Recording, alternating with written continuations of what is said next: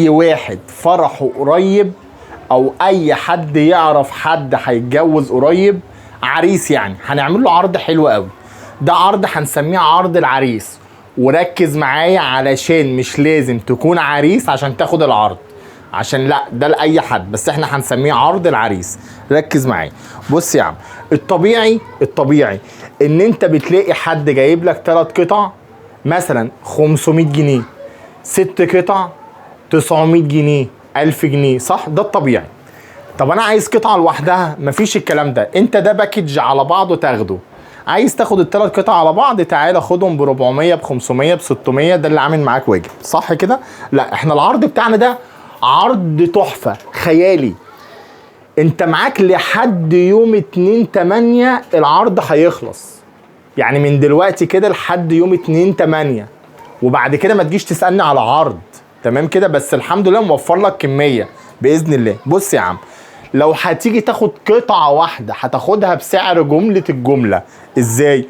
يعني انا عامل لك عرض، مثلا العرض ده الشوية دول كده 1450، بس بص انا جايب لك ايه؟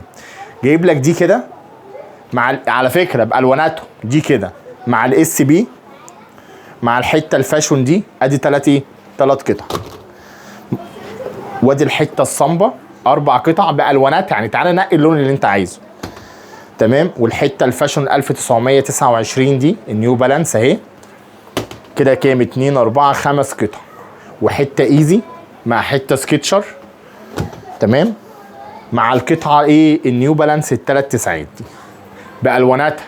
نقي اللون اللي انت عايزه. ادي قطعه 2 3 4 5 6 7 8 قطع، لو جيت خدتهم كلهم على بعض ب 1450. طب انا مش عايز ال8 قطع، عايز 4، عايز قطعتين، عايز قطعه. لو جيت خدت قطعه واحده هتاخدها بسعرها اللي هي في العرض، اللي هي جمله الجمله، بس العرض ده اخرنا يوم 2/8. ده عرض كده، عرض للعرسان بتوعنا الشباب اللي هم داخلين على جواز، الله يكون في عونهم. احنا كده يا باشا سنتر المصطفى، زق مع اي عريس زقه محدش زقها جنبه خالص، تمام. دي حاجه، مش لازم تكون عريس عشان تاخد العرض، احنا عاملين العرض ده مفتوح للجمهور كله، اي حد يجي هياخد قطعه واحده بسعر جملتها. الحاجات اللي احنا طلعنا قلنا عليها ووريناها لكم بسعرها زي ما احنا خدناها، زي ما هنديها لك، ويمكن هنديها لك اقل كمان. الله المستعان. السلام عليكم.